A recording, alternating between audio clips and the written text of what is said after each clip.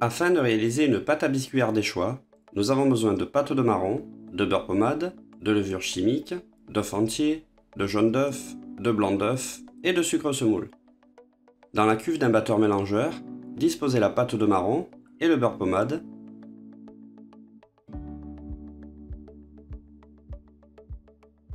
Travaillez le tout au batteur afin de former une pâte bien homogène.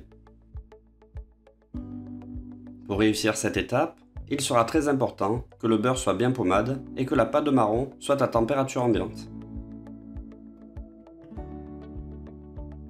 Une fois le mélange bien homogène, incorporez la levure chimique, qu'on appelle également la poudre à lever. Mélangez à nouveau.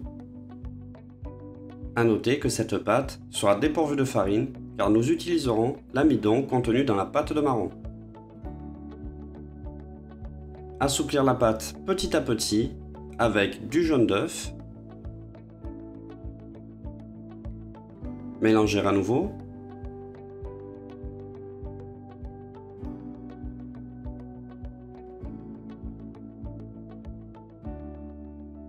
Veillez à intégrer graduellement les jaunes d'œufs ou en plusieurs fois. En effet, il faut veiller à la bonne intégration afin de toujours conserver un mélange homogène et une pâte bien lisse. Une fois les jaunes d'œufs parfaitement intégrés, incorporez les œufs entiers en plusieurs fois.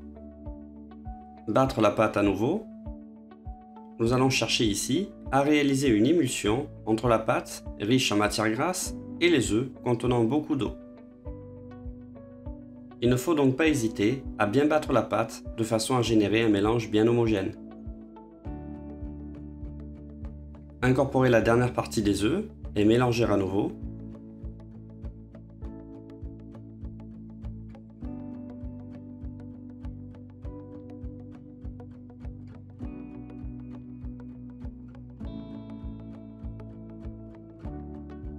Une fois l'intégration des œufs faite, on peut poursuivre le battage à plus haute vitesse afin de permettre un léger foisonnement de l'appareil.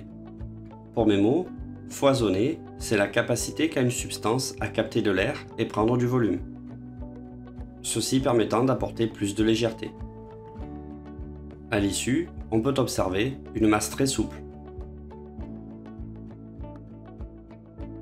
Parallèlement, nous aurons besoin de monter des blancs d'œufs qui seront meringués avec du sucre.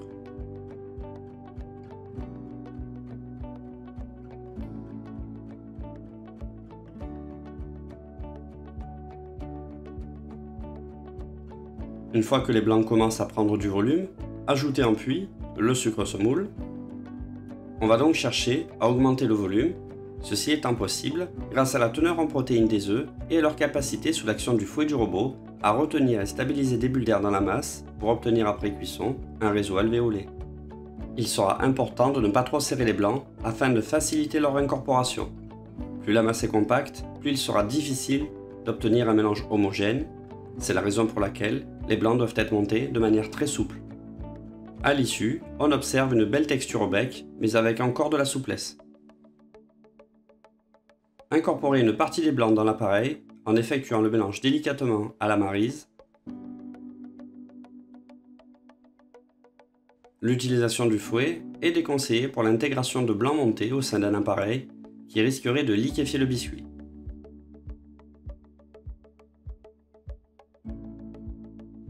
Intégrez la deuxième partie des blancs. La consistance des blancs d'œufs est très souple, mais cela présente un net avantage. En effet, l'incorporation des blancs est très facile. Bien souvent, les blancs sont trop montés et ils retombent lors du mélange. Il ne faut pas oublier que les blancs ont malgré tout incorporé beaucoup d'air et restitueront, après cuisson, un moelleux inégalé tout en conservant une bonne souplesse.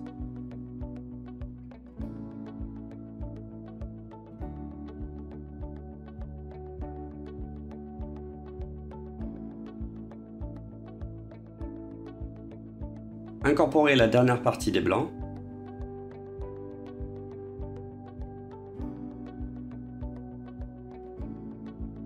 Mélangez délicatement à la maryse.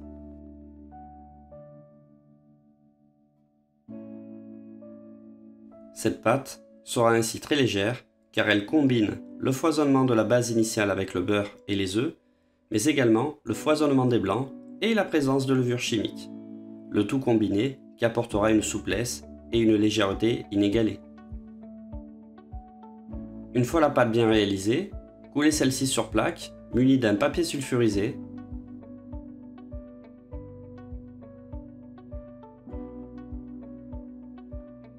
Étalez le biscuit sur plaque à l'aide d'une spatule coudée. Enfournez à 190 degrés environ 8 minutes.